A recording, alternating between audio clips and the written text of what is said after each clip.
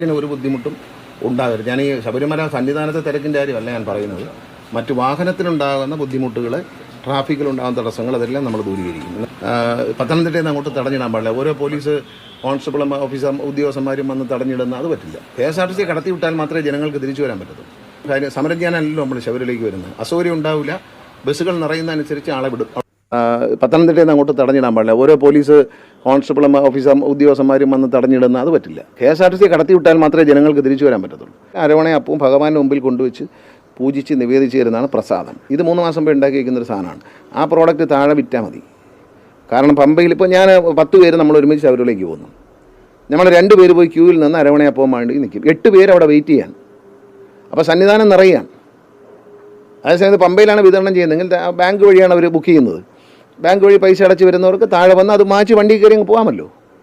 ഇത് സന്നിധാനത്ത് നിന്ന് തന്നെ വാങ്ങിക്കണം എന്ന് നിർബന്ധം പിടിക്കുന്നതിനാണ്. ഇദ്ദേഹം പറഞ്ഞത് കേട്ടില്ലേ? നമ്മുടെ ഈ കഴിഞ്ഞ നമ്മുടെ ഇപ്പം നടന്നുകൊണ്ടിരിക്കുന്ന നമ്മളെ മകരവിളക്ക് ദിവസങ്ങളിൽ നമ്മുടെ ശബരിമലയിലെ തിരക്കനുസരിച്ച് ആ തിരക്കൊന്ന് നിയന്ത്രിക്കാനോ അല്ലെങ്കിൽ അതൊന്ന് പോലീസുമാരൊക്കെ തിരക്ക് നിയന്ത്രിച്ചത് എങ്ങനെയാണെന്ന് നമ്മൾ ഓരോ ന്യൂസിലും നമ്മൾ കണ്ടുകൊണ്ടിരുന്നതാണ്. പക്ഷേ ഇദ്ദേഹം പറഞ്ഞത് കേട്ടില്ലേ? എത്ര അർത്ഥവത്തായ വാക്കുകളാണ് അദ്ദേഹം പറഞ്ഞത്.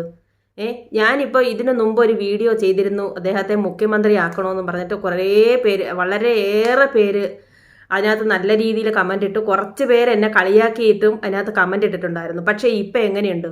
ഇപ്പം ഇദ്ദേഹം പറഞ്ഞതുപോലെ ശബരിമലയിലെ തിരക്ക് നിയന്ത്രിക്കാനുള്ള ഏറ്റവും അനുയോജ്യമായൊരു വഴിയാണ് അദ്ദേഹം പറഞ്ഞത്. അദ്ദേഹം ഒളിച്ചും പാത്തും ഒന്നും അല്ല പറഞ്ഞത്.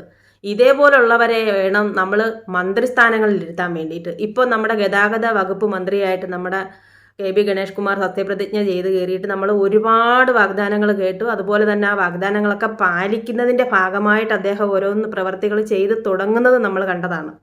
പക്ഷേ അദ്ദേഹം പറഞ്ഞ ഏറ്റവും നല്ലൊരു കാര്യമാണ് ശബരിമലയിലെ ബസ്സുകൾ അവിടെ ഇവിടെയും തടഞ്ഞു നിർത്തുന്നു എന്നുള്ളത്. ഒരു കാര്യവും ഇല്ലാതെ പോലീസുമാർ അങ്ങോട്ടും ഇങ്ങോട്ടും അവിടെ ഇവിടെയും വണ്ടി പിടിച്ചിടുന്നത് കാരണമാണ് നമ്മൾ കഴിഞ്ഞ ആഴ്ചകളിൽ ശബരിമലയിലെ വൻ തിരക്കുകൾ നമ്മൾ കണ്ടതാണ്. അദ്ദേഹം പറഞ്ഞതുപോലെ പമ്പയിൽ വേണം ഈ നിവേദ്യങ്ങൾ കൊടുക്കാൻ വേണ്ടിയിട്ട്. അത് ഇതിനു മുമ്പിരുന്ന ഏതെങ്കിലും ഒരു മന്ത്രിമാരുടെ അല്ലെങ്കിൽ ഈ ദേവസ്വം മന്ത്രിക്കോ അല്ലെങ്കിൽ ദേവസ്വം ബോർഡ് പ്രസിഡന്റിനോ ഏതെങ്കിലും ഒരു വ്യക്തിയുടെ തലയിൽ ഈ ഒരു ആശയം ഉദിച്ചോ? ഇല്ല. ഏതെങ്കിലും ഒരു വ്യക്തി അതിനെപ്പറ്റി സംസാരിക്കുന്നത് നമ്മൾ കേട്ടോ? ഇല്ല. അപ്പോൾ ഈ ശബരിമലയിലെ ഈ തിരക്ക് നിയന്ത്രിക്കാൻ വേണ്ടിയിട്ട് അദ്ദേഹം പറഞ്ഞ ഏറ്റവും വലിയൊരു സൊല്യൂഷനാണ് അരവണയും അപ്പവും പമ്പയിൽ കൊടുക്കുക എന്നുള്ളത്. അത് ഏറ്റവും വളരെ നല്ല രീതിയിൽ നമ്മൾ 2 കൈ നീട്ടി സ്വീകരിക്കേണ്ട ഒരു കാര്യമാണ് അദ്ദേഹം പറഞ്ഞത്. വേറൊന്നും കൊണ്ടല്ല.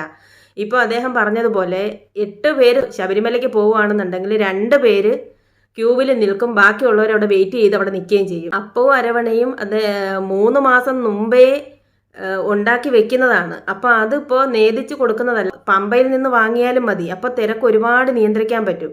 അതുപോലെ ബസ്സിൻ്റെ കാര്യത്തിൽ ശബരിമലയിലെ തിരക്കിൻ്റെ കാര്യമല്ല അദ്ദേഹം പറഞ്ഞത്. ബസ്സുകളുടെ നിയന്ത്രണവും അതുപോലെ ബസ്സിൻ്റെ സമയപരിമിതിയും അത് കാരണമാണ് ശബരിമലയിൽ തിരക്കുകൾ അനുഭവപ്പെട്ടുകൊണ്ടിരുന്നത്. അത് നിയന്ത്രിച്ചിട്ട് അദ്ദേഹം തിരഞ്ഞെടുത്ത ഈ വഴി എത്ര പേരുടെ തലയിൽ ആ ആശയം ഉദിച്ചിട്ടുണ്ട്? ആരുടെയും തലയിൽ അത് ഉദിച്ചിട്ടില്ല. നമ്മൾ ആരെങ്കിലും എന്തെങ്കിലും ചെയ്യാൻ തുടങ്ങിയാൽ തന്നെ അവരെ അത് പിന്തിരിപ്പിച്ച് അല്ലെങ്കിൽ ഒരു കണ്ണുകൾ കൊണ്ടുള്ള രൂക്ഷമായ നോട്ടം കൊണ്ട് തന്നെ അതിനെ എതിർത്ത് സംസാരിക്കുന്നതാണ് നമ്മുടെ മന്ത്രിസഭ. അദ്ദേഹത്തിന്റെ ഈ പ്രവർത്തനങ്ങൾ അതുപോലെ തന്നെ നമ്മൾ മുമ്പ് ഗതാഗത വകുപ്പ് മന്ത്രിയായിട്ടിരുന്നപ്പോഴും നമ്മൾ കണ്ടതാണ്. ബസ്സുകളുടെ ഒരു പുതിയ രീതിയിലുള്ള ബസ്സുകൾ ഇറങ്ങിയതും അത് തന്നെയാണ് ഇപ്പോഴും നിരത്തുകളിൽ ഓടുന്നതും. അതുപോലെ മറ്റ് മന്ത്രിമാർക്ക്, അതായത് ഇനി വരാനുള്ള മന്ത്രിമാർക്കായാലും ഇത് ഈ സ്ഥാനത്ത് തന്നെ ഇരുന്ന് പോയവർക്കായാലും ഇദ്ദേഹത്തിന്റെ ഓരോരോ പ്രവർത്തികളും പ്രചോദനമായിക്കൊണ്ട് ഇദ്ദേഹത്തിന്റെ പാത പിന്തുടരണം. കാരണം വേറൊന്നും കൊണ്ടല്ല, മനുഷ്യനെ മനുഷ്യരായി കാണാനും അവരുടെ ജീവനായാലും അല്ലെങ്കിൽ അവരുടെ പ്രവർത്തനങ്ങൾക്കും അവരുടെ ഓരോരോ പ്രവർത്തനങ്ങൾക്കും പ്രചോദനം നൽകുകയും അവർക്ക് വേണ്ട രീതിയിലുള്ള സഹകരണങ്ങൾ ഉറപ്പാക്കുകയും ചെയ്യുന്ന ഇതുപോലുള്ള മന്ത്രിമാരെയല്ലേ നമുക്ക് ആവശ്യം? വിവരവും വിദ്യാഭ്യാസവും ഇല്ലാത്ത രീതിയിലുള്ള സംസാരങ്ങൾ സംസാരിക്കുന്ന മന്ത്രിമാരാണോ നമുക്ക് വേണ്ടത്? അല്ല. അദ്ദേഹത്തിന്റെ പ്രവർത്തനങ്ങൾ ഇനി അങ്ങോട്ടും ഇതുപോലെ തന്നെ ആയിക്കൊണ്ട് പോട്ടെ. കാരണം നമുക്ക് പാവങ്ങൾക്ക്, ജനങ്ങൾക്ക് വേണ്ടി സംസാരിക്കുന്ന ഒരു മന്ത്രി, എൻ്റെ അഭിപ്രായത്തിൽ ഇദ്ദേഹത്തെയാണ് മുഖ്യമന്ത്രി ആക്കേണ്ടതെന്ന് ഞാൻ വീണ്ടും പറയുകയാണ്.